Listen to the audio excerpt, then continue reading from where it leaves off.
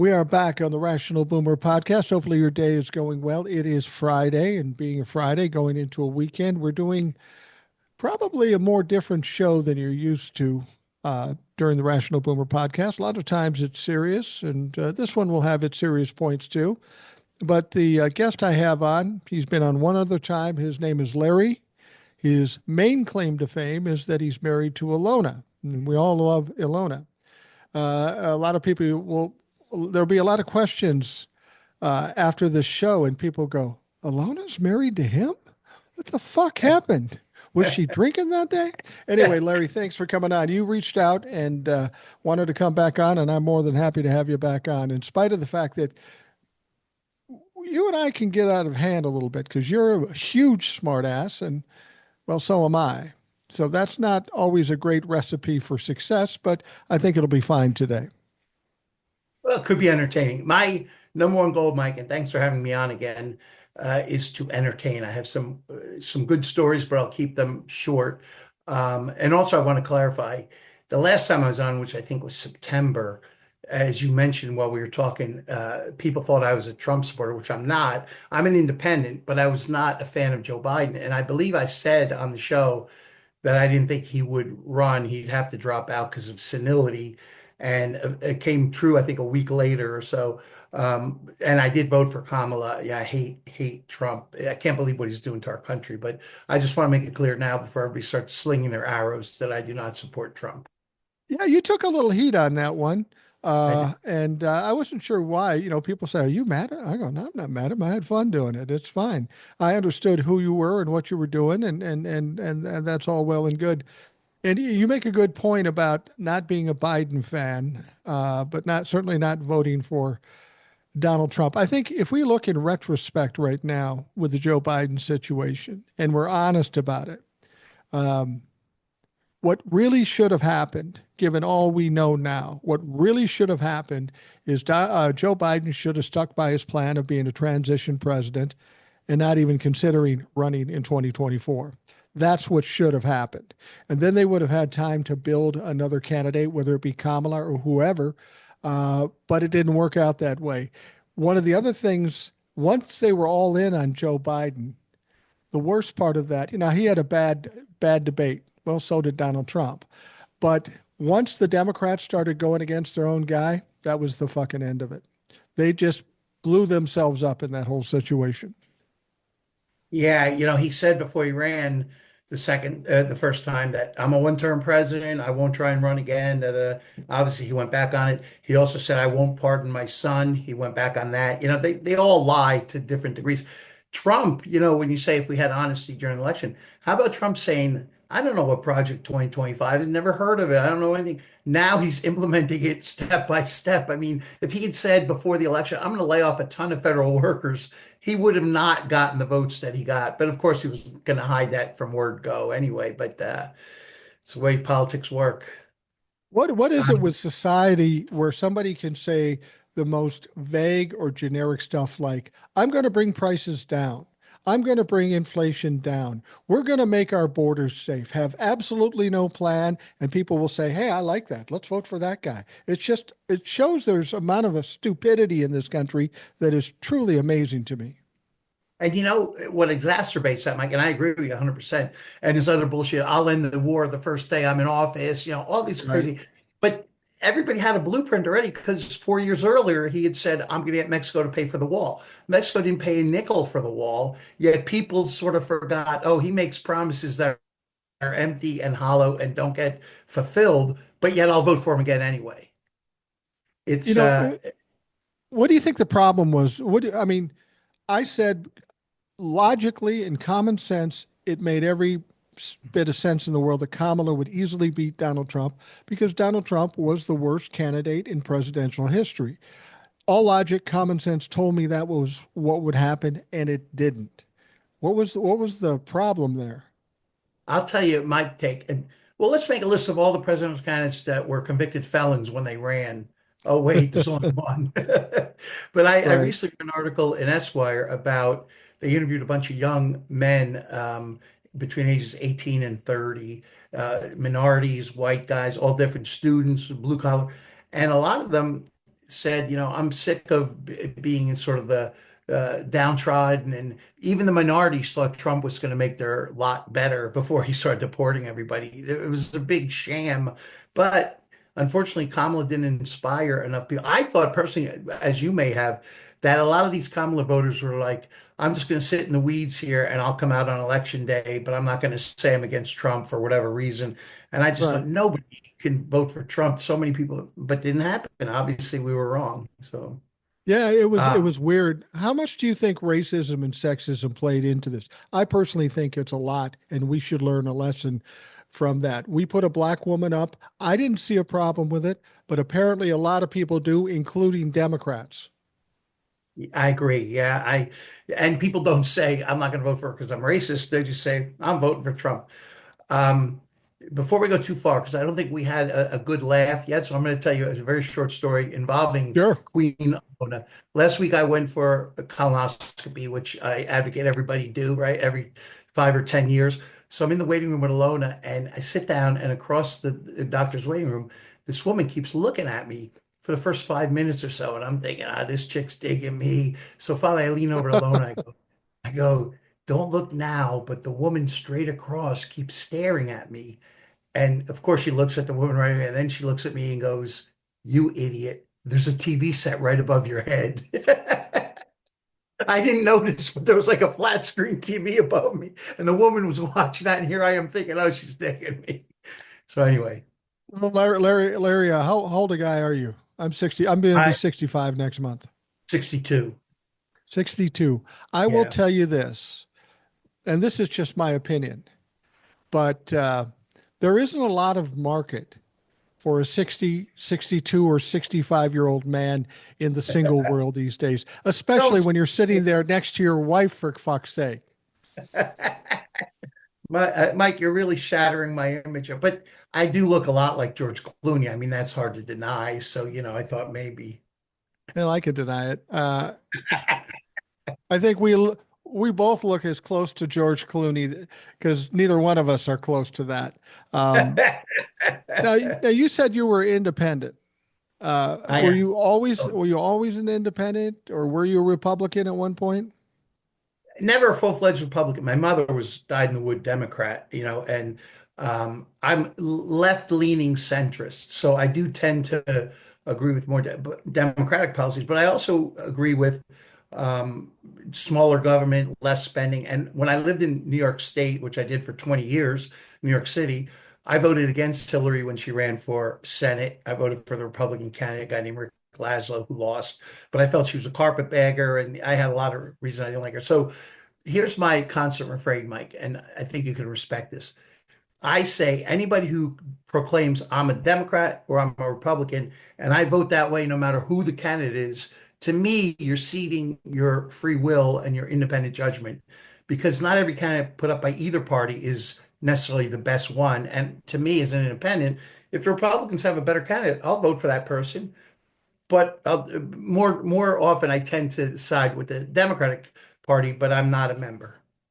Well, and the thing I've always said that too. I'm not a Republican or Democrat. I guess you would say I'm an independent. At this moment in time, the Republicans are an absolute dumpster fire that are trying to overthrow the government. So, of course, I'm against them. But the Democrats, and they're starting to show it now, the Democrats have huge problems, not only with messaging, but when they were running against Donald Trump, they came off as more of an elite party, which was the opposite of what you'd expect out of them. They want to help the people. Well, then talk to the motherfucking people. As an old guy, I would look at, they say the economy's great. And I would say, yeah, the economy's great. The stock market's good. Inflation's coming down. Unemployment is coming down. That sounds like the stock market is good. But then I got schooled by some younger people. Yeah, that's true, but I spend a shit ton on college. I get deep in debt. I come out and get a job that doesn't pay me for shit, and I can't afford an apartment, let alone a house. So our problem is on the lower level, and the Democrats made no attempt to even address that. Well, And they also, did. also to say stock market's doing great. The guy digging ditches who is barely making his rent, he doesn't own a Right. mutual fund or shares of IBM or so. So you could say that, but it doesn't trickle down all the way to everybody, really, is what it comes down to, I think. Um, Don't you think the Democrats have to make a dramatic change? I mean, I've said all along on the show and with other people, our problem is we got old fucks running the show and they're trying to play politics from the 90s and it's not working anymore because we're in a street fight now. We need some warriors out there. And to me, there's no clear leader. There's people like Pete Buttigieg or Gavin Newsom who could theoretically be, but they haven't rallied around a face of the party to push forward. I don't think it's Kamala either, even though I read some poll recently that most people thought she'd run again, although she may run for governor, right, in California, and that may Right. take her out of the race. But the flip side, which you referenced a few minutes ago, all these friggin' Republicans are gutless and they're afraid to do or say anything that may offend Trump because they know he can squash them. And so they'll bend over backwards to avoid criticizing the stupidest things he does because nobody wants to be out of line with Trump. Yeah, that's where my common sense and logic failed me again. I thought Kamala would. Common sense, logic. Now that he won, I thought, okay, Donald Trump's going to step into office. He's going to start fucking up. He got them what they needed. He got them through the November 5th election. He got the House, he got the Senate, he got the presidency. But Donald Trump is going to start doing shit that's going to affect them in the midterms, and they're not going to want to hold on to this. Yet here we are. Some of the stupidest shit we've heard in the first 2 months and they still are not pushing back. Maybe a couple of them, but not all of them. And it amazes me that they're still doing it. They're basically seeding the midterm elections if they keep going the way they're going. Well, I'm hoping that there's a blue tsunami in November of 26 and that not only does Democrats take over the House and Senate, but they get an impeachment and a removal. I mean, that may be a far-fetched fantasy, but that would be the best case. But if he keeps dismantling the government and laying people off and causing, 25% tariff day, another knee jerk, I could see a blue tsunami in November. It's going to be interesting in Florida. There's the two House Right. seats that are up. And what I've been reading today about it is Republicans expected to be closer than they wanted. Both of them should have been like landslides, but they think the Republicans will maintain those seats, but not by a big margin. So that could be a bit of a referendum on Trump's performance to date. But you can see they're getting nervous about it. They had that state seat in Pennsylvania. Yeah. The guy died. Yeah. Democrat won in that district where no Democrat has sat in that seat for 136 years. That's kind of a telling situation. And then what Donald Trump did yesterday, you're listening to this on Friday, he took Elise Stefanik, who he was going to appoint ambassador to the UN, and he pulled the rug out from under her. I mean, she was planning on this, excited about it as much as Yeah. 2 days ago. Yeah. And they pulled the rug on it, and people saying, why would he do that? Because it's too close in the House and they're not sure what's going to happen in Florida and New York. These fuckers are nervous. Yeah, that's true. And she already had done like a farewell tour of her Yeah, district, saying goodbye to everybody. And they are getting nervous. But I think Trump and Musk are smart enough to realize that they're fucking the country over for the most part. Even the people who are diehard Trumpers have to be scratching their head a little bit when they go to buy a car and it's 25% more expensive. Are they going to still say MAGA, MAGA, MAGA? I don't know. But and another thing we're talking about, it seems like Musk is the vice president, if not the president, and nobody's hardly absolutely. talking about JD Vance. He's like such a back. I've never seen a VP take such a pronounced back seat before. I mean, he's really a third fiddle after Musk and Trump. Yeah, absolutely. Well, since we're talking about JD Vance, this whole thing with the Signal Gate, the Signal app, you no doubt have been watching that. They go on this app and they start talking about the details of an attack in Yemen on the Houthis. They invite a journalist in. Uh, that is kind of the thing I expected because I've said Donald Trump is a fuck up. He will always fuck up. And the people he hired are so incompetent and inexperienced, they're going to fuck up too. And this is the essence. This is the example of an absolute ridiculous fuck up. They're trying to downplay it, but I haven't heard of a security breach like this by people in the cabinet at this level ever. Well, it's going to be interesting too.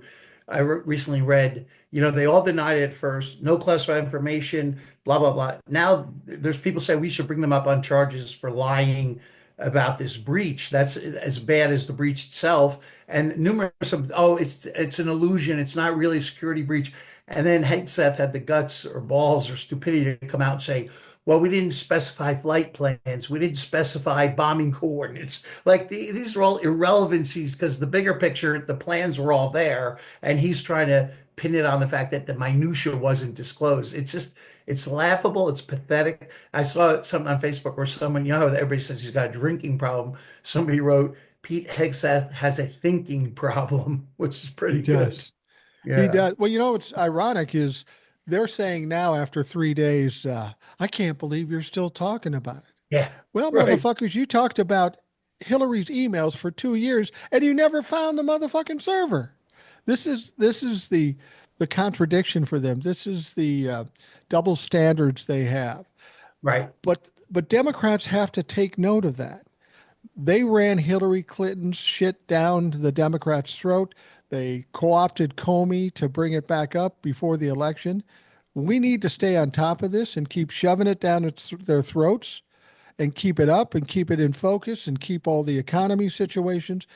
Democrats need to be loud and aggressive and assertive. And we have some that can do that, but the leaders in our Democratic Party, they just want to give it up and say, yeah, go ahead, sign the CR, like with Schumer. That's fucking crazy. That's stupid. Yeah.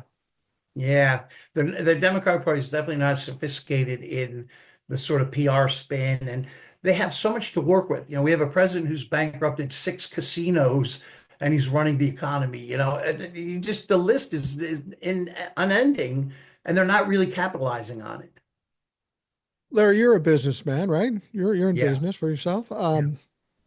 I keep people, and I've been in business, and I have average or above, little above average intelligence. And I watch Donald Trump, and there are people out there that think he's absolutely brilliant. My take on Donald Trump is this: he's a malignant narcissist.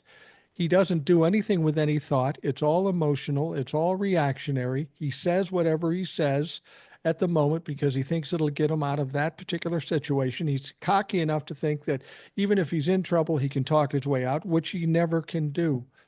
What we're seeing is, I won't say panic because he's not going to panic, but it's just pulling shit out of his ass and saying things he was talking about this Signalgate thing. He goes, I don't know why everybody's going after Hegseth. Hegseth had nothing to do with it. He was successful with the bombing, which was true. But Pete's the one that disseminated the fucking information. Of course, he's key. And then Mike Waltz, he's the NSA, or National Security Advisor. He's the guy that invited them in. And their big concern is, how did that guy get in? Did he hack his way in? That's not the issue here. Well, it's funny. I saw another Facebook does a lot of funny, quirky things. Somebody posted a meme where it said, it's sort of ironic. The only guy that was truthful and honest about the whole thing was the one who was not supposed to be on the string. And Right, he's right. the rational guy who's admitting, what happened. But it's a never ending. One thing I find interesting, Mike, is, or many, but I'm in commercial insurance, and I actually about 7, 8 years ago had a conference call with Ivanka Trump and the Trump organization in my Oh, role as a consultant, and the CFO and the general counsel. It was about a sort of unusual insurance product, and Ivanka is very intelligent, well spoken. She came up with great questions. She went to Penn undergrad, as a smart woman, and I find it interesting now, the media doesn't make much of it, but both Ivanka and Jared have sort of removed themselves from the Trump orbit after the first 4-year term. Ivanka probably said, I was telling my dad about the insurrection. He should speak out. He ignored me. She's probably like, I'm washing my hands of this. And Kushner probably as well. But nobody's really focusing on the fact that they're noticeably absent. well, yeah, and that surprises me about the Republicans. I watch what's going on, and this is one of the reasons why I thought the Republicans would step back from Donald Trump after the election. They realize Donald Trump's time is coming. He'll either keel over eating a Big Mac or he'll get forced out by his own Republican Party because of the shit he does. And when he's gone, all these people that were sycophants, all these people that sidled up next to him, they're going to have to explain why they did that when all is exposed about Donald Trump and he becomes a pariah. These people are putting their lives and careers on the line for this clown, and he ain't going to be around long. Well, it's funny you mention that because I agree with you. And I try and comfort Ilona and others who hate Trump by the fact that, he's already past the average age of US male. He's got four siblings and three are dead of natural causes. He has an 89-year-old sister in Florida, but he doesn't have a healthy lifestyle. He did not release his medical records this time. Remember the last time he No, had that doctor sign the bullshit? So he may not live out his term. And you saw what Zelensky just said about Putin, that he's going to die shortly because he's got some fatal illness. And Zelensky said it's a fact. I'm just telling you, he's not going to live much longer, which that's been rumored for a while. But Trump may yeah. well not live out the term. Here's a stat I read this one, a little disconcerting. Only 1 in 5 men make it to age 85 in the US, and Wow. he's 78, almost 79, Flag Day, his birthday. So that may happen. Natural causes may take him down before we have to worry about impeaching him.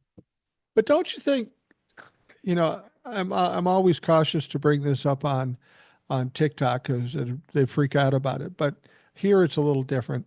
Um, and I'm not wishing for anything. I'm just saying, when you've pissed off more than half of the country, you've got people fired, ruined their lives, even Republicans ruining their lives. And then you go out and piss off corporations because you're costing them money.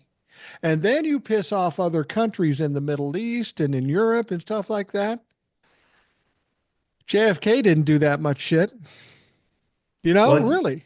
you saw that he supposedly he's left an edict that if he gets assassinated, we should obliterate Iran because he's assuming it'll be Iran because they apparently had like a hit out on him. But you're right, the constituency of people who hate him is wide and far, and somebody's going to take a shot at him possibly. I think it's better if he dies of natural causes, but I do too. yeah, but who knows what'll happen? Anything could happen. I don't want something like that to happen to him in office because I don't want him to be a martyr. Yeah. And I want him to ultimately suffer with whatever time he has left when it's finally over with. But you know who else is in that situation and isn't nearly as protected? Elon Musk. Elon Musk is they're fucking burning Teslas. They're Yeah. dropping his stock by 50%. Other countries hate this motherfucker. If I'm Elon Musk, I'd be a little careful. Well, it's someday, Mike, I keep saying this. In 10 years, historians or whomever is going to look back and say, how could all this have happened?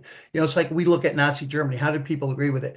One thing that's outrageous, I just read the other day, Pam Biondi is now, the Attorney General says, anybody who's attacking a Tesla dealership is going to be considered domestic terrorist.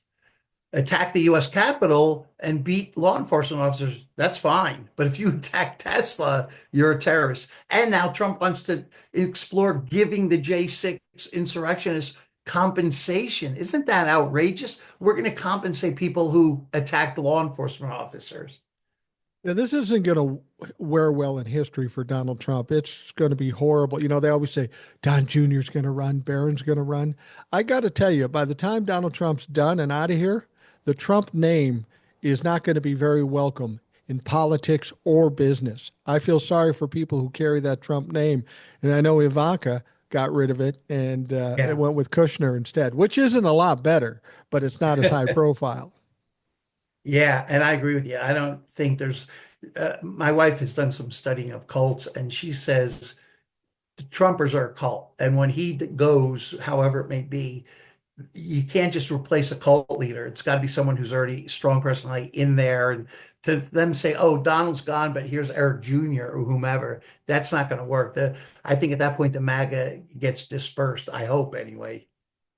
Yeah, I think so. I mean, Donald Trump is a weird um, phenomenon Yeah. that some people have found attracted to. I was talking to a fellow Trumper, and I'm trying to analyze why people like Donald Trump. First of all, he's stupid. Second of all, he's inarticulate. Third of all, he's a racist, a misogynist, anti Semite, and he's fucking up everything in this country. What is it you like about him? And I was talking to some guy about this, and basically, it says a lot about the electorate in this country. I've had people say to me, I like him because he's no nonsense and he just speaks the truth. I go, are you fucking high?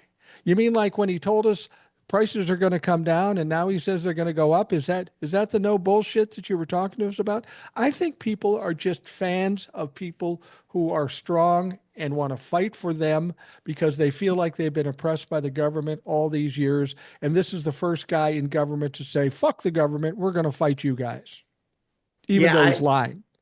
I would agree with that. And how about the fact that, like a month ago, he called Zelensky a dictator for a whole week in interviews, and he intimated that Ukraine started the war. And then the following week, a reporter for CNN said, "You called Mr. Zelensky a dictator." I did. I don't remember that. He's definitely going down the road of senility too, besides the fact that he's lying. So now it's hard to know, is he just senile or is he purposely lying or a combination? But he's sliding downwards for sure.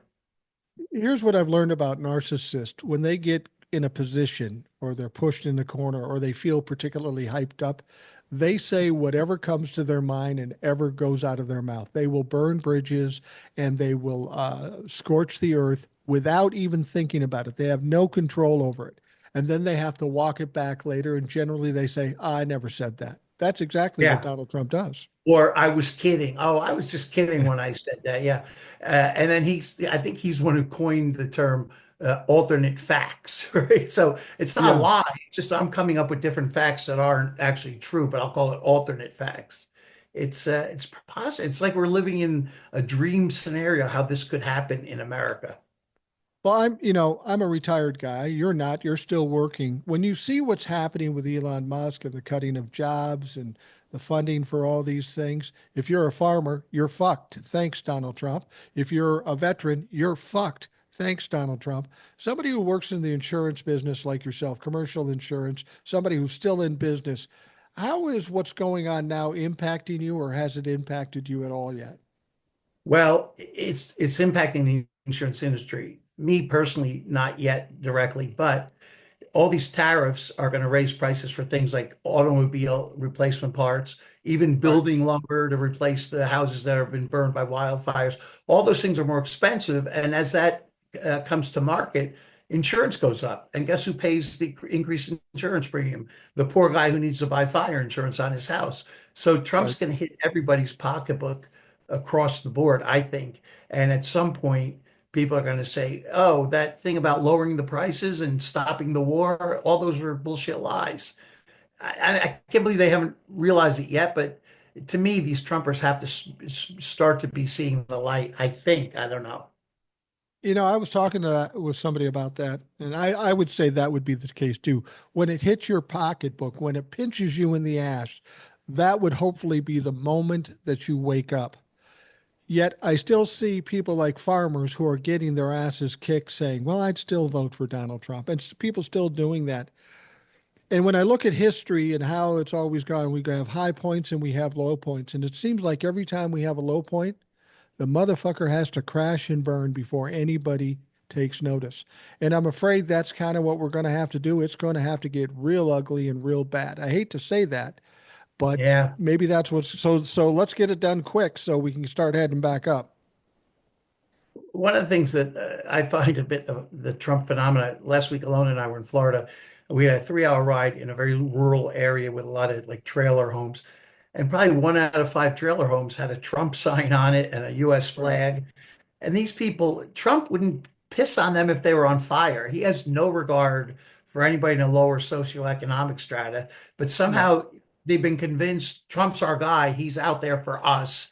He doesn't give a shit about those people. He doesn't give a shit about me, never mind the people who are in the trailers that really could use some help. But he's convinced them to vote for him. It's a phenomenon. It'll be studied for many generations how he managed to come into office twice. The second, the old saying, "Fool me once, shame on me. Fool me twice," or vice versa. But we've Yeah. been fooled twice by him. At least some people have. Well, you're exactly right. And that's the thing about Donald Trump being elected. I know Ilona probably said some words about me after November 5th around the house. And I know this because my wife, I went to bed before the election was kind of over because I thought, oh, this isn't going good, but it's got to be okay when I wake up. And all I Yeah, me heard too. from the living room, I'm laying in bed. All I heard from my wife saying is, that motherfucker won. You promised. I'm going, shit. I need to call Larry. I need some help with some fucking. So, I was but shocked too. I was yeah, shocked I too. was. I was absolutely. But what disturbs me about this, I'm trying to decide how that happened, and the only thing I can come up with is we have a lot more stupid, uneducated people in this country than we ever imagined. Yeah, yeah, it's true. And for some reason, I think a lot of them weren't voting, but Trump ginned them up somehow with, I'll save you, I'll lower prices, I'll cut spending, and blah, blah, blah. There's one thing out of everything he's done, I've been advocating for years that he's done. I have to say, I don't disagree with every single thing. And the one thing that I like, it sounds stupid, but for 10 plus years, I've been saying we got to get rid of the penny. It costs like 6 cents to make a penny. Canada stopped years ago. And now Yeah. he came and issued an order that we're going to not make pennies anymore, which I think is smart. Nobody wants pennies. Nobody uses them. That's it. That's the one good thing he done is doing getting rid of the penny. But don't you think Donald Trump is constantly trying to manipulate the media? We've got the stock Oh, market dropping like a rock, and he says, "Oh, we're going to cancel the penny." It's always trying to divert. We've got the well, stuff that's with true. Yeah. Signalgate. We've got the stuff with Signalgate, and all of a sudden he says, "Oh yeah, we're going to have tariffs again on cars," which is going to be a disaster. Yeah. He will distract from a bad thing to another bad thing just to take people's attention off it. And the thing is, he's been successful at that. What he's been successful at, he does some fucked up shit. People are talking about it.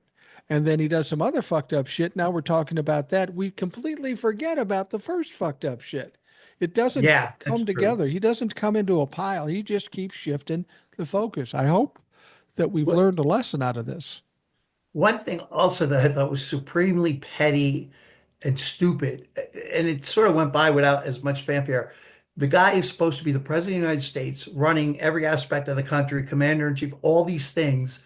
And within his first month in office, he decides to make himself chairman of the Kennedy Center. Like that would merit his time to wonder about what acts are going to be playing at the Kennedy Center. And now some have actually, Hamilton and some other acts have canceled out because of that. But what a petty, stupid thing to do your first month as president. Never mind any time. But some historians going to look back and say this shows what kind of idiot they were dealing with. Well, they just had a show at the Kennedy Center. It was the Mark Twain Award for Conan O'Brien. And I'm thinking, Conan, why would you and all these stars go to the Kennedy Center for all this bullshit? But I saw pieces of it. Every comedian that stood up there, either directly or indirectly, hammered Donald Trump. And I go, Good. I That's love good. that shit. Yeah, I that's love good. that shit. That's good. It's well, he's also now making some inroads to the Smithsonian.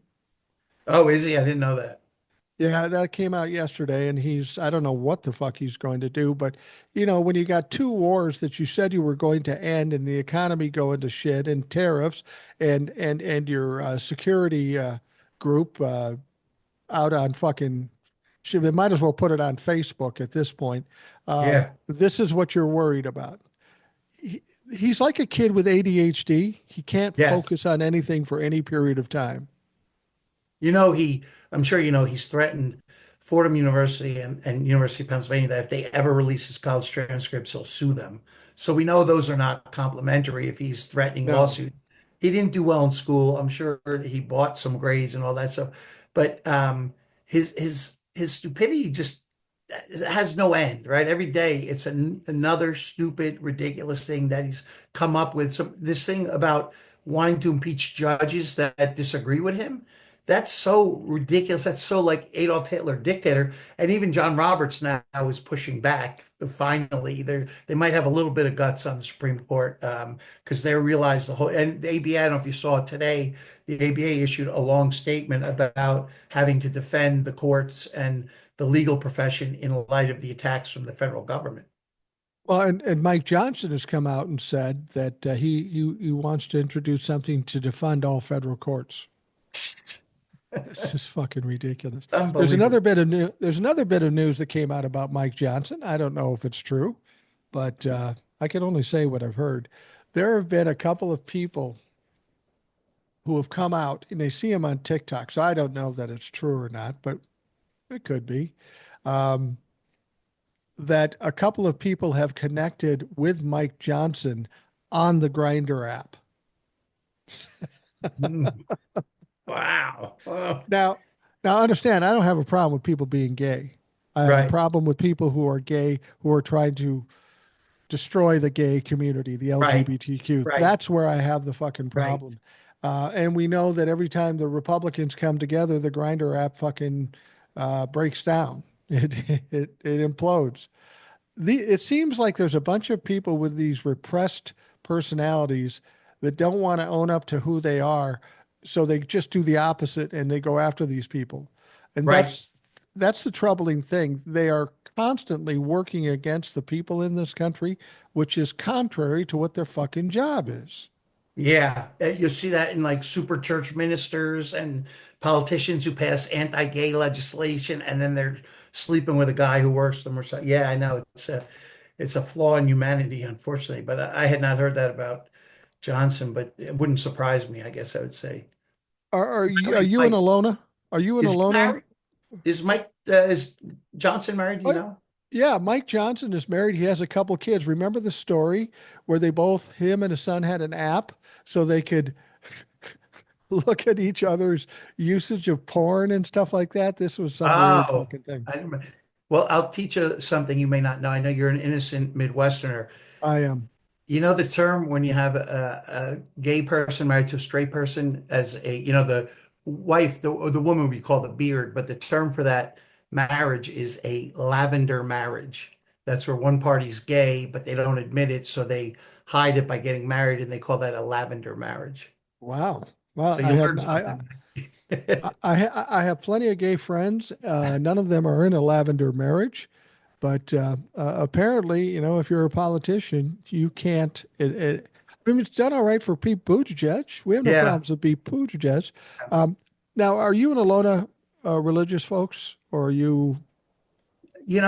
We both grew up in the Catholic Church and we met at a Catholic university, but after the pedophilia scandal, the Catholic Church is basically a criminal enterprise. They were hiding these guys, shifting them around, Yeah. and it's worldwide. It's not just US. If you saw the movie Spotlight, it's so Yep. disgusting. So, in my view, the Catholic Church is a flawed institution run by flawed men, and it is men, not women. So we're both spiritual, but no longer doctrinal, religious, go to church. My sister goes every Saturday with her boyfriend to mass, but we don't do that anymore. I believe in God. I believe roughly in Christianity, but I don't believe in organized religion, mainly because organized religion is there you Tavisto's go. want to prove I that. don't believe in organized religion because it's run by fallible humans Right. who I have agree. flaws and are greedy and want power and all Yes. that shit. Now, not all of them are. People go to churches and they like it. God bless them. They can do that. I just haven't had a Yeah. lot of good luck with it.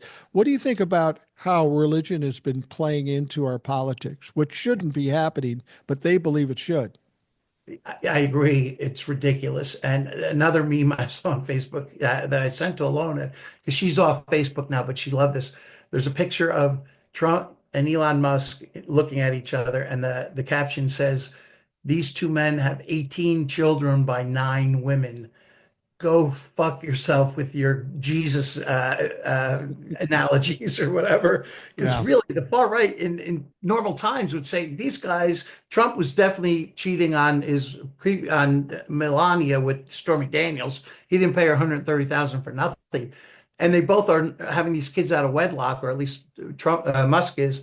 There's no way in normal times the far right religious would say, "Oh, these guys are great." But these days they are. It's crazy. It's hard to believe. What do you think? I've said all along that I think the media is just as culpable of anybody for Donald Trump being president the first time and the second time. He was never a legitimate, initially, he was never a legitimate candidate, but he was such good TV. He was such a shit show that they put him on TV all along. And the dumb people said, hey, I like that fucking clown. But the media has really done a disservice to this country. The media, there isn't such a thing. There is no such thing as journalism anymore, like you and I may have known it back in the day. The Walter Yeah. Cronkites, the David Brinkleys and stuff, they don't exist right now. I do have to say this, though.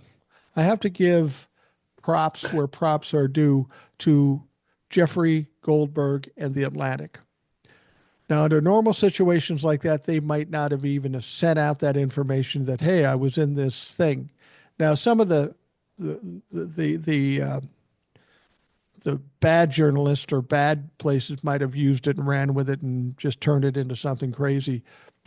But Jeffrey Goldberg said, I'm not going to release the other stuff because it's just not the right thing to do. Up until the time Donald Trump started talking shit about him and his paper, and he's not a little reporter, he's the editor in chief. So he has the Yeah. power to do this. He did the right thing to push back. And nobody in the media has done that in the last 8 or 9 years. I agree. And he really released the second part only because he's goaded into because they're saying, oh, there was nothing classified. Then, blah, blah, blah. Oh, really? Read this stuff. And then he sort of held their feet to the fire. But I'll tell you something. I've said this many times. I'm a little baffled. If I was Kamala, there's video of JD Vance before he started sucking at the teat of Donald Trump, where he said Trump is delusional. He likened him to Hitler. Marco Rubio, Ted Cruz. There's a whole litany. They've all said bad things about Trump. If I was Kamala, I'd be running those as my commercials. Here's what JD Vance said about Donald Trump 5 years ago, whatever it was. And the Democrats have not seized upon that, but there's no shortage of his sycophants denigrating him before he sort of grabbed the party by the balls and now is the commandant of the Republican Party.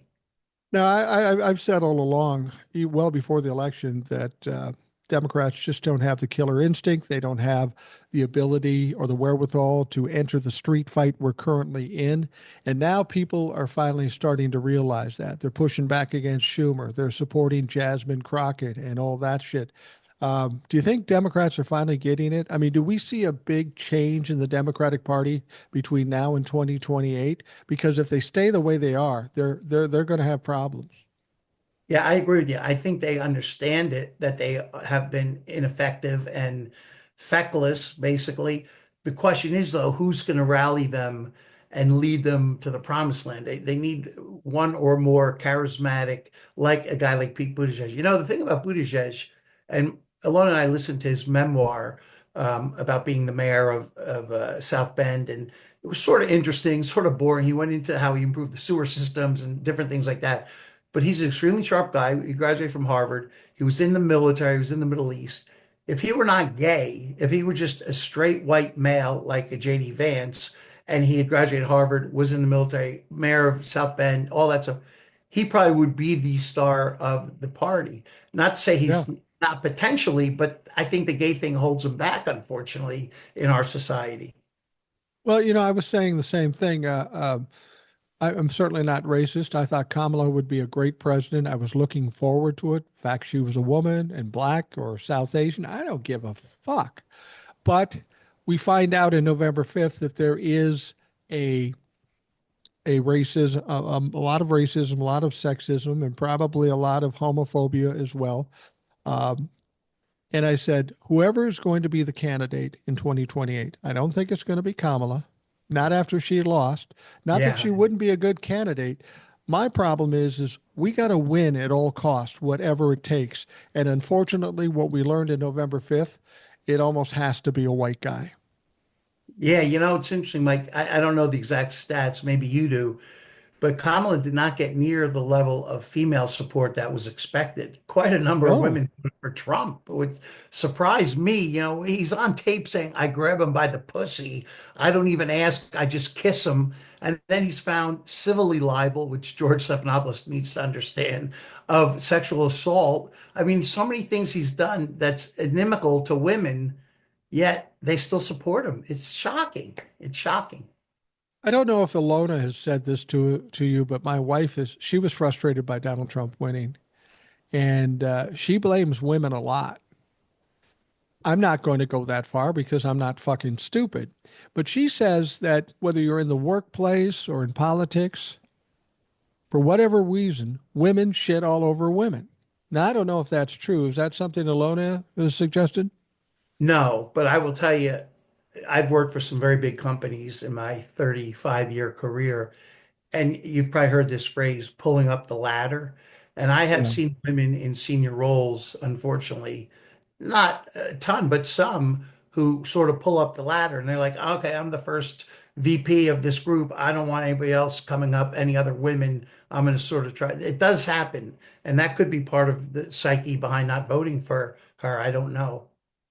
Yeah, I think the combination of being a woman and a black woman or a woman of color, I think that really worked against her. And I'm ashamed to say that was the case in this country, but the facts are the facts. So now everybody's looking at who's going to be the presidential candidate. And I'll tell you something, we're hard pressed to see fighters in the Democratic Party, but this hearing they had with the security people, uh, Trump security people, and we had these senators asking questions. You know, some of them were pretty weak, but there were a couple in there that were pretty impressive in how they handled it. There's one guy in particular who's running for the U.S. Senate in 2026, John Ossoff from the state of Georgia. Now, John is a young white guy. He does happen to be Jewish. Whether that's a problem or not, I'm not sure. He's run But when before, he, right? I think he's run for Senate one previous time. well, he's in the Senate now. Oh, he's Uh, in. Oh, I'm sorry. That's why I knew he ran. Okay. Yeah, sorry. yeah, he's in the Senate, and Okay. he won. You know that year where two Democratic senators won Georgia, Yeah, Ossoff okay, and that's right. Okay, got you. so anyway, I'm watching him talk to these people, and he's being very strong. And he's one of the few people to do what you need to do with fuckers like this. They will try to overtalk you. They will try to talk longer than you. They'll try to confuse things. And he wasn't having any of that shit. He talked over them. He kept talking. He didn't back down. In most cases, Democrats would say, okay, go ahead and talk, and then not call him out on it. He didn't do that. That opened my eyes to a younger guy in the Democratic Party who knows how to fight. There's Jasmine Crockett, there's AOC. Fuck, we got an 85-year-old guy fighting harder than any young guy in the fucking Bernie. House of Representatives or Senate. Yeah, Yeah, Bernie. Bernie. Yeah. Yeah, but a guy like Ossoff has to get his visibility up, obviously. But I'm sure there's some good candidates out there, but they got to really start moving now to get somebody to the forefront of the party because right now it looks like it's in disarray to some degree. It really And does. yeah, and they're letting the Republicans run roughshod over them. You know, people always say, well, I don't like the Democrats because they're too weak, so I'm not going to vote for them. And I'm thinking to myself, okay, we get to 2028. What's your fucking option here? You got the Republican Party over the past 4 years in 2028 destroyed this country, hurt people, and the Democrats are weak. You don't want to vote for the Democrats, so you're going to vote for the other fucking thing? Well, The Democrat. Trump has repeatedly said he'll be his third term, he's referenced. In his mind, he thinks he's going to figure out a way to override the Constitution and get the term limits removed, which I don't think he'll be alive that long anyway, but he No, I thinks, don't either. and he refuses to anoint, early on they said, is JD Vance going to be your successor? And he was like, I'm not saying, because he wants everybody to keep toadying up to him. He doesn't want to pronounce one guy the successor, and then everybody else falls away and stops kissing his ass so much. But I agree with you. If you don't vote for the Democrat in next election, the whole country will remain screwed. Although it's hard to believe somebody, his next person, assuming it's not Donald Trump, could be as bad as Trump. But you never know. Oh, well, that's a good point. Say the Republicans decide to kick Donald Trump out, and that's conceivable. At this point, given the situation in the House and the Senate, if Donald Trump is to be impeached or pushed out or forced to resign, it's going to have to be led by the Republican Party. And say they do that. Now, people have said to me, yeah, but JD Vance is just as bad. And ideologically, he might be just as bad. but he doesn't wield the kind of power Donald Trump does. He doesn't pull the crowds that he does. He will be just as bad in the things he wants to get done, but he's just as incompetent, and he's not going to have the people supporting him because, frankly, a lot of the base hate this motherfucker. Well, and I've heard people make that argument that it'll be Trump too, which I don't agree necessarily. He'll follow some, but here's my one salient point and I haven't studied it closely, but this is one thing I know. A week or so before the election, there was an interview with JD Vance that I saw where they were talking about, oh, are you guys going to pardon the J6 insurrectionists? And he said, well, certainly not the ones who assaulted law enforcement. They won't get pardoned. So obviously he didn't consult with Trump before he said that, and Trump didn't agree with that position.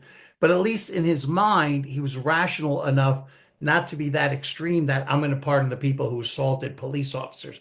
So if you take Trump out of the equation, I don't think he's as bad and as far right crazy, but some people worry that a guy who's more sophisticated and diplomatic could do worse things than Trump just because he's not as ham-handed and he might be able to subtly get things through. I don't know.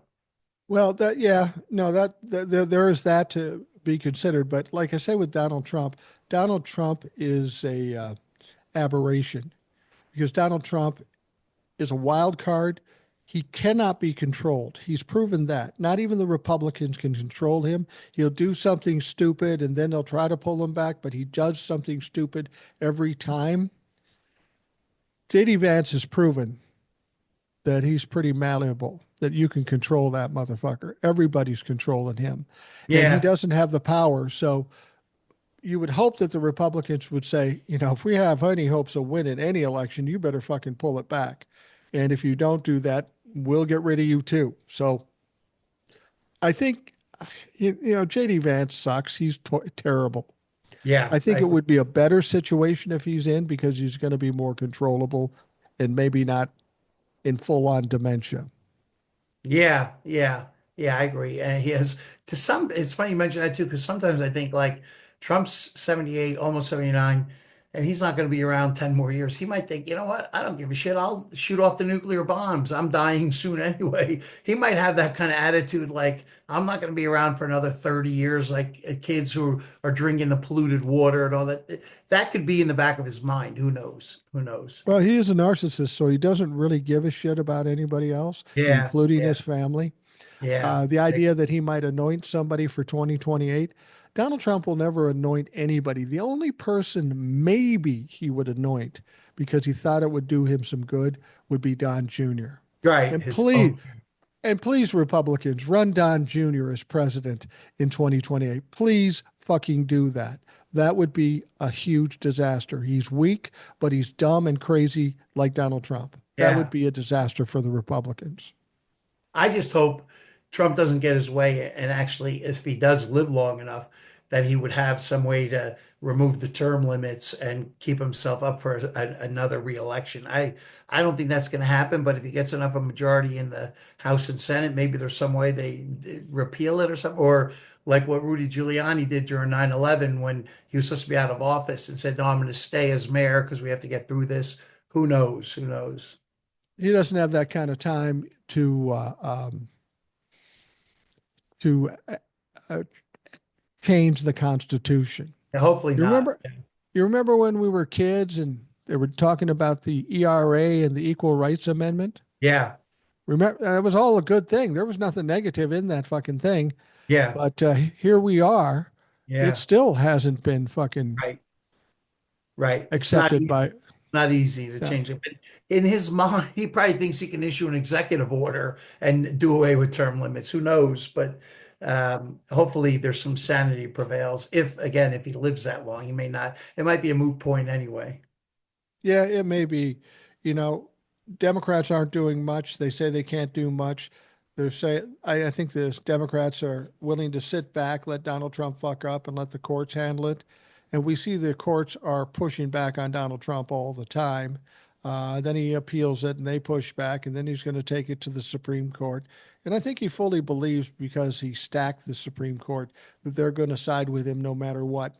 I just don't see that. You were mentioning it before because if they do what he wants to do, they're basically taking away all power from the federal courts and the Supreme Court. Why would you Right. give away your power to a dump fuck that's going to be dead in 4 years? Right. And Amy Coney Barrett, surprised people by not just following suit. And John Roberts is pushing back. I think they have some dignity and they feel like, hey, there's three branches for a reason. Judiciary has its own reason for existence, and we can't just let Trump steamrolls and threaten impeachment of judges because they don't agree with him. That's like one of the most Hitler-esque things you can do. Luckily, it hasn't been done yet, but we'll see. They might try it.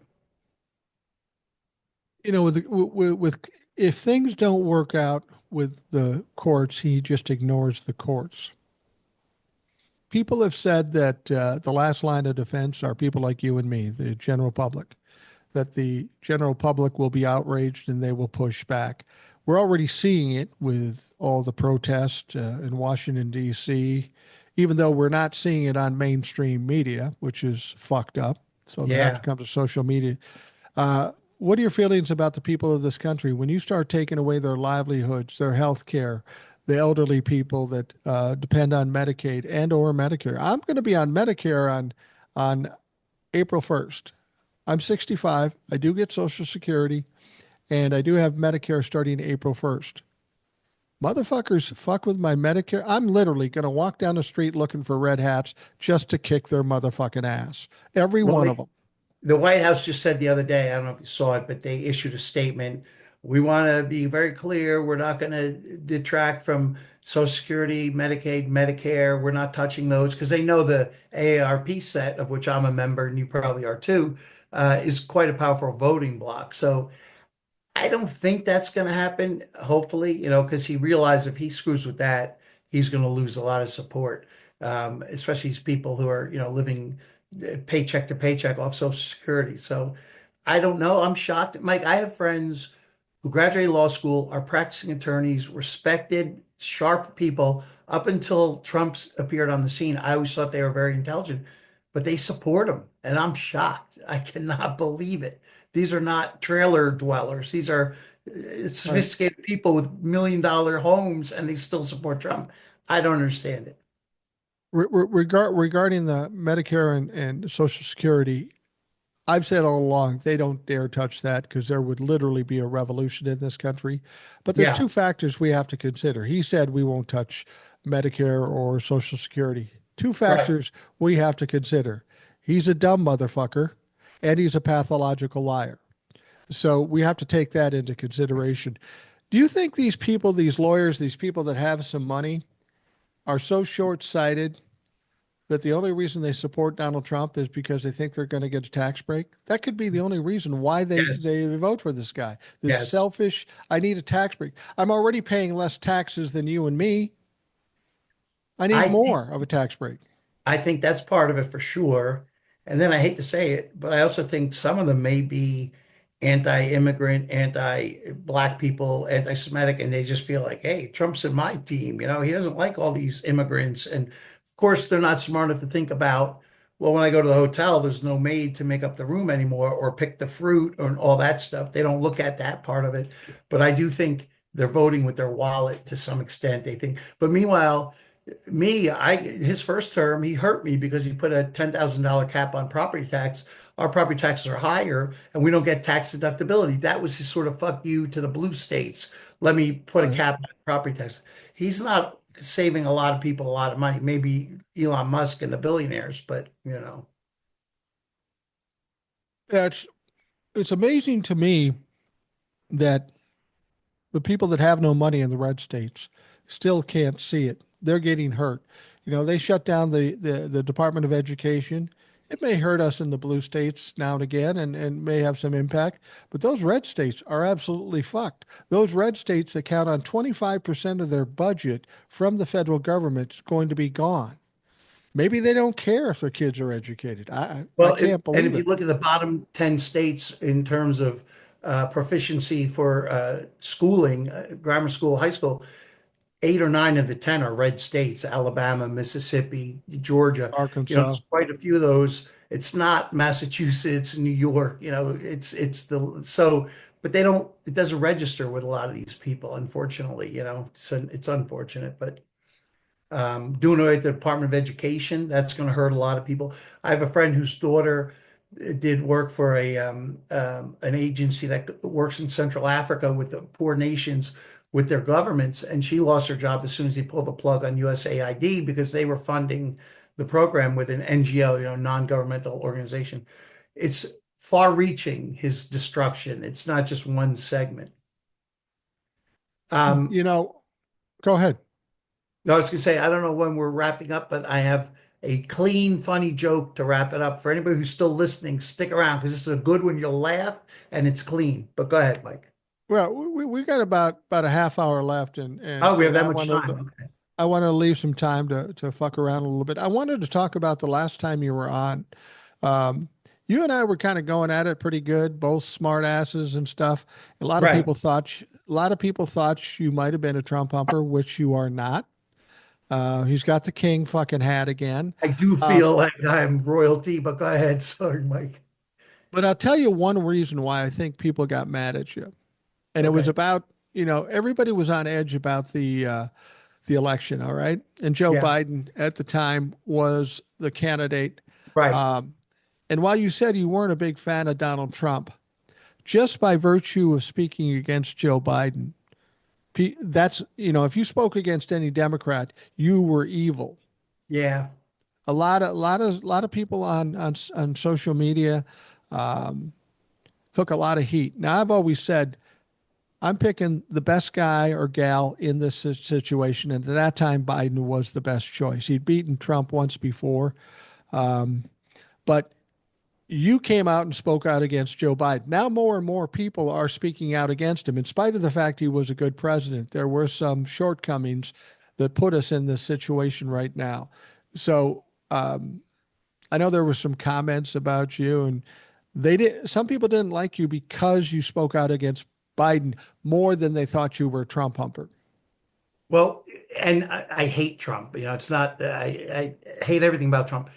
Part of the anger, I think, was my movie star good looks, Mike. They're probably a little jealous. That's why I have the crown now. But I Yeah. understand that because there are people that are binary, right? Black or white. And on Facebook, which I'm still on, even though Ilona isn't, quite a few times I diffuse these Trump humpers when I make a comment on somebody's page and I say Trump did this, did da, da, da, da. And these people have, a lot of them have low intelligence. I know that's going to shock you, Mike. But so their knee-jerk automatic reflexive reaction is, oh, Trump may have done that, but Biden did da da da da da da. And I say, well, guess what? I'm not a Biden fan. Yeah, I don't like Biden either, but that doesn't make what Trump's doing right because you're going to try and point to something that Biden did. But they look at the world in binary eyeglasses. If you don't like Trump, then you must be a Biden fan. And I'm Right. neither. So. What is it that you didn't like about Biden? Well, the number one thing was I knew he was senile. I could see the way he spoke, the way he walked. He was shaky. He was not the guy that we wanted for another 4 years. I think he's a good person.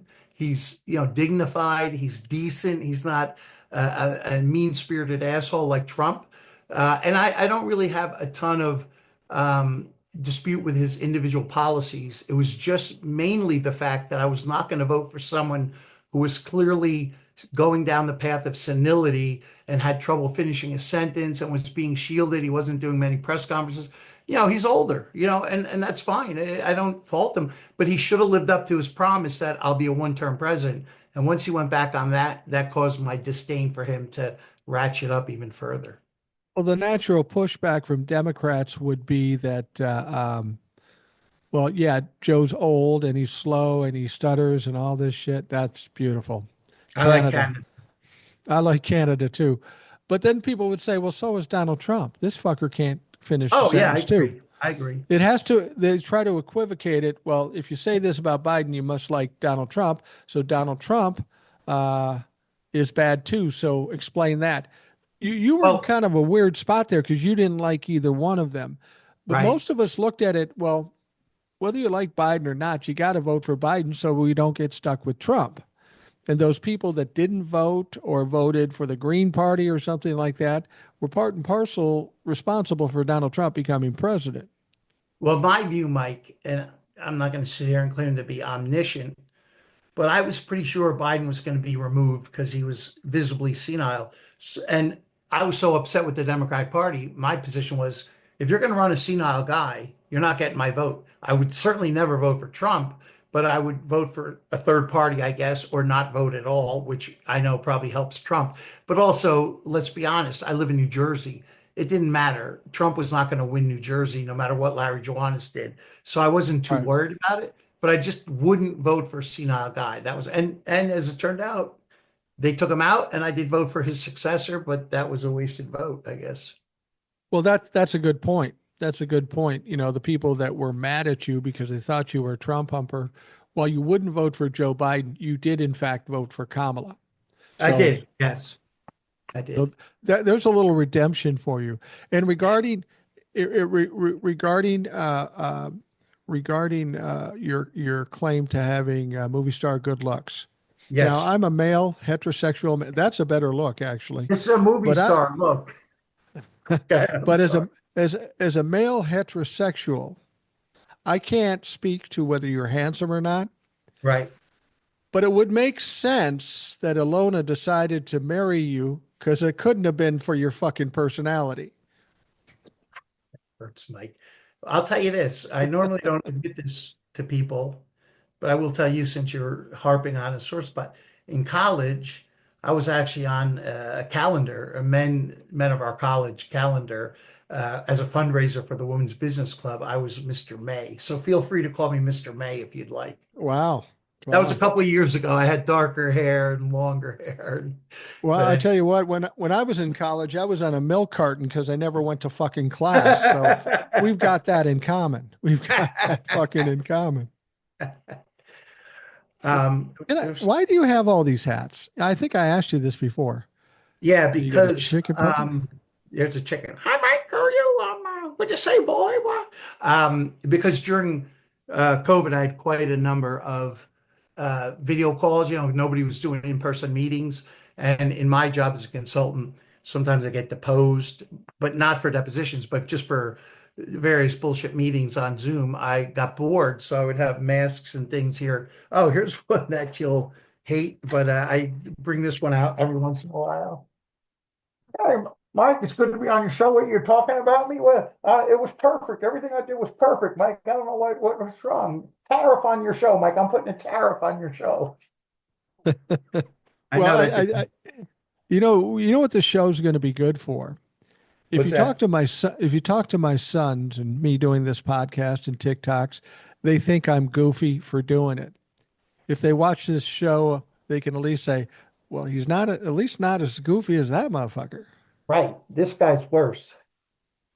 Um, How, how does Alona? I mean, when you were walking around public, just walking around the streets with Alona, I'll are tell you you running something. at this level too? Then? I'll tell you, no, not at all. I don't bring all the mess. I do have some magic tricks with me at all times. But we were in Naples, Florida last weekend with a couple friends of ours from Connecticut, and it's a friend of mine from law school, and he's also sort of colorful like me.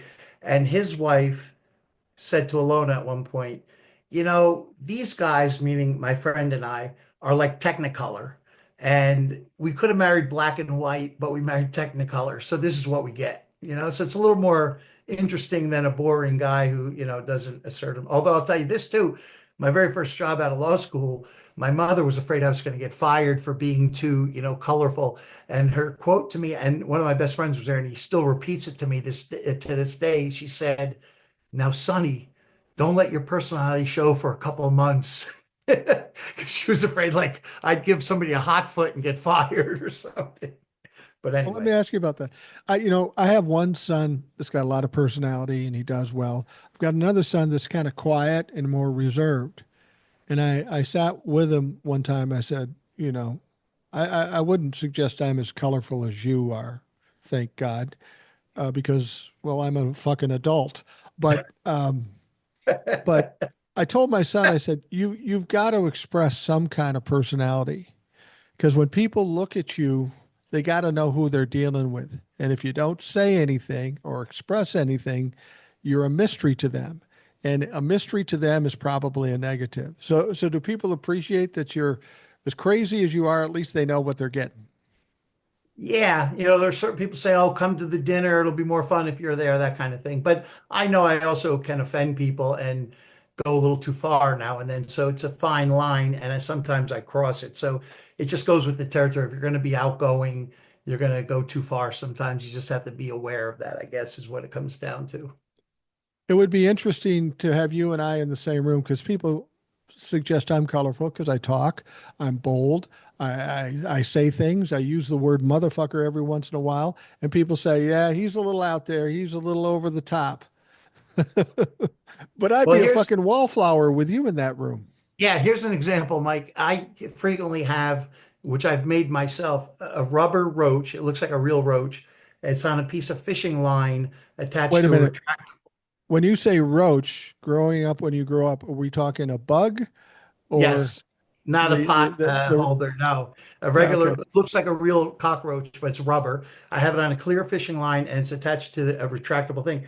And I'll put it on a white tablecloth at a restaurant and I pull it slowly so it looks like there's a roach going across the table. I can't tell you how many servers have screamed their head off when they see it. And then almost inevitably they'll say, "Oh my God, thanks. Do me a favor. I'm going to go hit the manager. Do it when I bring him over. I want you to do it to him too." And I have been asked never to come back to certain restaurants because of that. But a lot of them say, "Oh, you made my night. That was so funny." So it's a mixed bag, I guess. The reviews are mixed. Well, here's what's confusing to me. I only know Ilona from doing the podcast and talking to her a Right. bit. Lovely woman, sophisticated woman, has a lot of class. How how in the fuck does she deal with this when you run a roach across the table at dinner or wear a chicken head for fuck's sake? Well, she puts up with it. She's seen all my act and she's heard all my jokes, and it's better than being black and white, I guess. She likes the Technicolor a little better because she's not. You're right. She's not that way. She's prim and proper and mostly reserved. But I'll tell you, she can be this way as well. I'll tell you a quick story. When we first started dating, we dated in college. She broke up with me on New Year's Eve. 24 years later, we got back together. So her oldest daughter, my stepdaughter, was home at the house that Ilona was renting at the time. And she came home from work and she worked at the grocery store and talked about this kid that she liked. He worked in the produce department, a big tall kid. So when we left the house, I said to Ilona, "I'm going to go get a picture of that kid in the grocery stores right near the house. And when we get back, I'm going to say, Catherine, this picture came on my phone and so I can't get it off. Can you help me?" And it'll be the picture of the kid. So she's like, "Oh, that's immature." Da, da, da. I said, "It'll be funny." So I go in the grocery store. I see the 6'8" kid in the produce section. I get a picture of him, but I couldn't go like right up to his face. I was sort of far away. I go back out in the car and I show Lona. I say, "Okay, I got this picture of the kid that I'm showing." "Oh, that's not a good picture. Go back in and get a better picture than that. You got to get closer." I'm like, "You didn't want me to do it. Now you're telling me to get a better picture." So she has an edge too at times. My I couldn't believe my wife did something similar to what you did. She was out with some friends and everybody's showing pictures of her kids, of their kids, and she had pictures of our kids, uh, fine looking young men. Uh, but she had a picture of another dad. He was in his 40s at the time. And she pulled that picture out and said, "Well, this is my oldest son." And they're going, he's balding and he's 40 and he looks a That's little a good haggard. And they're one. going, "Oh my God." And then behind the scenes, they're going, "What's with this kid? Jesus Christ." And then, of course, she told him, "That's not my kid, you bitches." I, That's a good I, one. I have to say that my wife has been a little bit polluted by my influence. My mom was too. My mom never swore. Toward the end of their life, she was saying "motherfucker this, motherfucker that." Wow. But my wife is a mother. Never allowed swearing around the house. She was a fourth grade teacher. Obviously, no swearing there. But after she retired, she gets a little irritated by how people drive around her. And I'm sitting in the car. She drives because, well, she's a control freak. And we're driving around and somebody cuts in front of her And I'm just sitting there, just going, oh, okay, shit happens. And she's angry. She goes, "You cock sucking motherfucker!" And I'm Whoa. going, "Whoa, nice talk, Grandma. What the fuck is that?" Wow. Wow, So don't be surprised if Ilona doesn't take some of what you do and rub off on her, and she'll surprise you as she gets older. I never let her drive though, Mike. When the woman drives, that's one sign of a lavender marriage. I just want to let you know. Well, uh, here's what I've learned about fighting, and maybe you haven't learned this. If I have an argument with my wife and I lose, cool, it's done. If I have a fight with my wife and I appear to be winning, then I have to pay for every sin I've made since the 80s. I hear him one by one by one by one until she buries me in guilt and shame, and she ultimately wins. So I save myself from the pain of going through what I know I will go through by simply winning a fight. I concede all the time because that's the best choice. It's funny you mentioned that. I was just having this discussion in Florida with the other couple. There's like 11 people in the world, including Mary Lou Henner, the actress, that can remember every single day of their life, like Right. clearly. It was on 60 Minutes. And like you could say to Mary Lou Henner, June 1st, 1989, and she'll say, I was wearing a red dress and I went to Joe's for dinner, blah, blah, blah. So when 60 Minutes had these 11 people together, only two were married, including Mary Lou Henner. And they said, is there a reason for out of 11 adults, only two of you are married? And one guy said, I think the problem is I've never been married because every time I get into a fight with my significant other, I remember everything perfectly. And so I always sort of win the fight and that damages the relationship. That was that guy's theory, but sort of an Well, that's interesting. true. That's true. If I make a retort and she says, "What day did that happen?" I go, "I fucking know when it happened. I know it happened. I heard it, but I Yeah, can't specify the date, the time, and what I was wearing." So right. immediately I'm discounted for that. It doesn't count because I can't specify everything. Um, so you're 62, you said? Yes. How much longer are you going to work before you retire? That's a good question. I think 65-ish, because then you get the Medicaid and you get more in Social Security, if you wait a little bit, although who knows how long it'll be around, all those things. But I think ideally 65, although I'll tell you, Mike, I'm sure you do too, but I've had friends who've passed away, and every time a friend passes, you wonder, how much longer do I have? And the old saying, no one ever said on their deathbed, I wish I worked an extra day, right? Right. So and I just saw a quote. I don't know if you use Reddit, but they have groups in Reddit like retirement, over 60, different things. And you see posts, and somebody wrote the other day, once you hit 60, time is much more valuable than money, which hard to argue with that too. Well, that's absolutely true. And when I turned 60, my wife turned to 60 a month later, and she was retired. I was essentially retired, and I said, "Here's what's going to happen. We spent all these years juggling and struggling and raising kids and doing stuff for other people. For the next 20 years, if I'm lucky enough to live another 20 years, I'm going to do whatever the fuck I want and I'm just going to have fun. I'm going to travel. I'm going to go out to dinner as much as I want to go out, and that's just the way it's going to be." And I think when we get to this age, we're due that. If we have the opportunity to do that, we owe it to ourselves to live a little less stress free, even if we have to live a little less, instead of a Yeah, big house, live in a yeah. condo and do that kind of stuff. Reason I bring it up is because you're going to be 65 and you got to take that into consideration because we don't know how much time we've got left. And I know people that have worked up to the day they died and they may have liked that, but I don't get it. I mean, when do you get time for yourself? I read something, I don't know how accurate this is, but the average U.S. retirement is lasts 6.9 years, so but some people never retire. And I'll tell you another quick thing. A friend of mine is actually the head of the age lab at MIT. He started it and he's like a renowned expert in retirement longevity. He's written a number of books. He's got a column in Forbes, very smart guy. And I was at a presentation he did last year, and I said, Joe, you're one of the foremost experts in retirement in the world. Is there any guidepost or marker that you recommend people retire, like when they become eligible for Social Security or Medicaid or when their job goes away? What might it be? And he looked at me. I was a little surprised. He said, Larry, retirement's a bad idea. He goes, you shouldn't retire. You should always do something and have something going to keep you focused and occupied. You don't want to just fully retire and sit in a hammock. That's not the way to live out your golden Absolutely. years, which is, interesting. I mean, you're obviously keeping busy with your podcast and everything. Well, that's absolutely right. When I did finally retire, I couldn't sit around, but I don't really like working for other motherfuckers because I don't Yeah. like working for people that are dumber than I am. And I'm arrogant enough to think that there aren't too many people that I would feel comfortable working for at this point.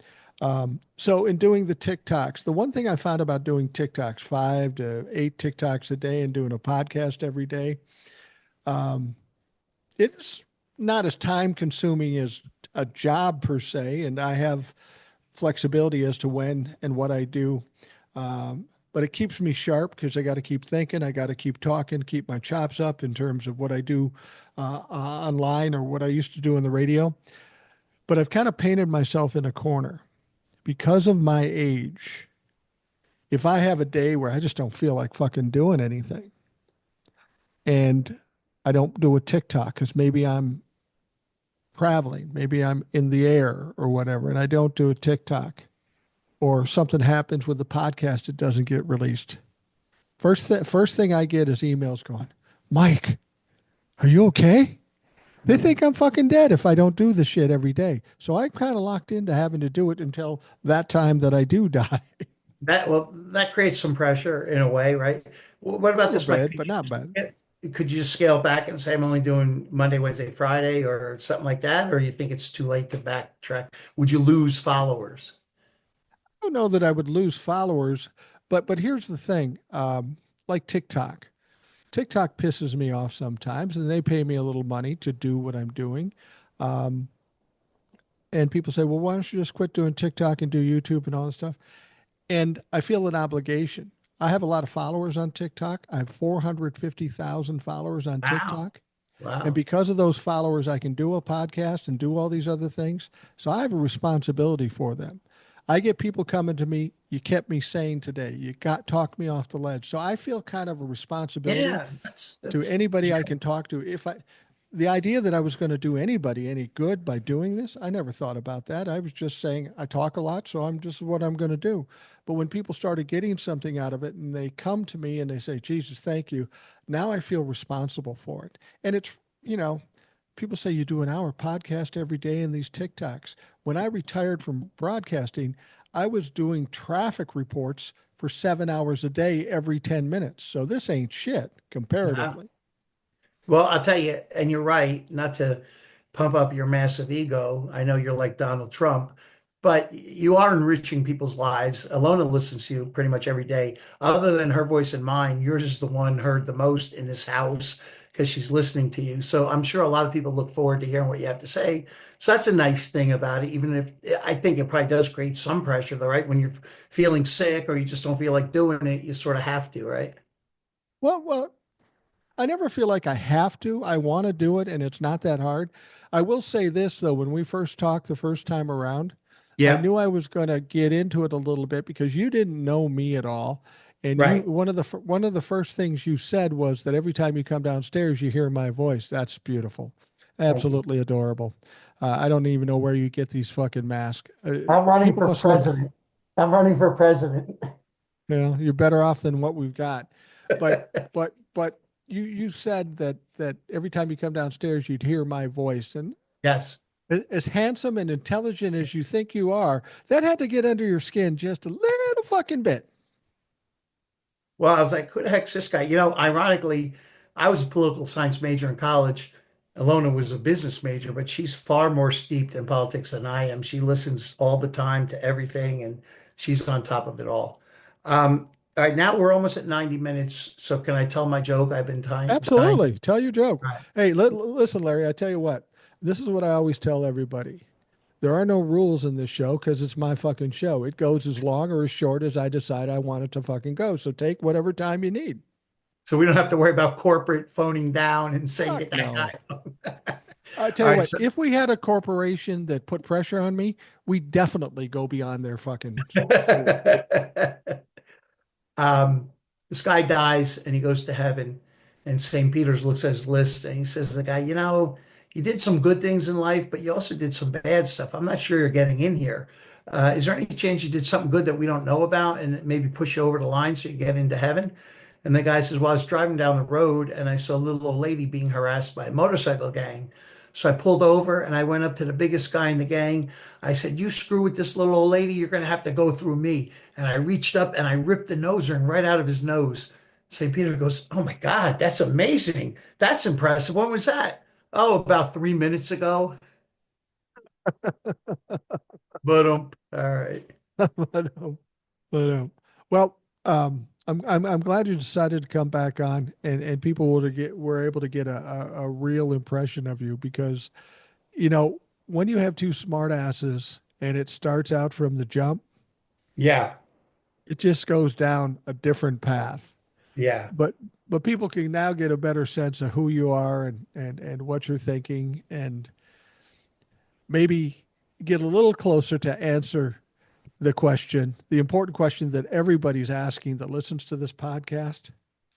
Why would Ilona What the marry me? fuck were you thinking? Alona, what were you fucking thinking? Oh, Mike, if we can, since corporate's not looking over our shoulder, I also wanted to plug one thing I didn't talk about at all, but I recently wrote a book. 100% of the money goes to charity. My best stories from a 35-year insurance career. And it's not really about insurance, but it's about golf outings and dinners and funny things that happen. And all the money, 100% goes to a memorial fund for a friend of mine who unfortunately was murdered in San Francisco in 2023. He was on a business trip and got shot and killed.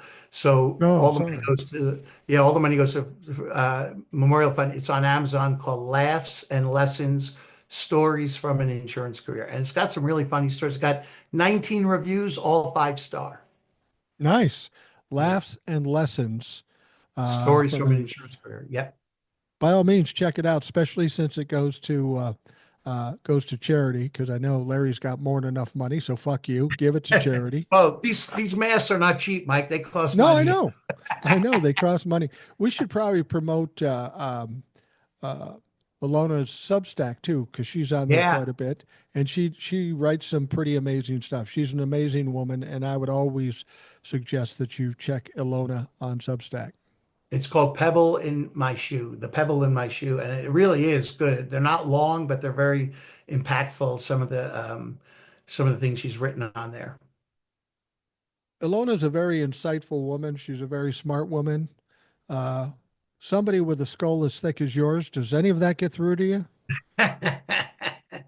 She tries to reel me in, sometimes she's the parent of the relationship, but Yeah, that's kind of what the situation I'm in. I have my wife and my two sons, and even my granddaughter, who's 5 years old, puts me in my place quite a bit. Fortunately, yeah, I me just too. nod my head and say, "Go ahead, go ahead." Well, Larry, thank you for coming on. I appreciate it immensely. I had a good time. I was looking forward to this because I knew it would be a good show, and it certainly was. So thank you. Yeah, I enjoyed it too. Thank you, Mike, for having me. Good luck with everything you're doing. Well, I Take care. appreciate that, and anytime you want to come back, you're more than welcome. Thank you. Alona knows she's more than welcome to come back too. People love hearing from Alona, so both of you have a standing invitation to come on the show. Thank you, Michael. All right, Take care. thank you. Bye-bye. Thank you, Larry. And for all of those of you listening, thank you for taking the time to do so. I hope you have a great day, and we will talk to you again tomorrow.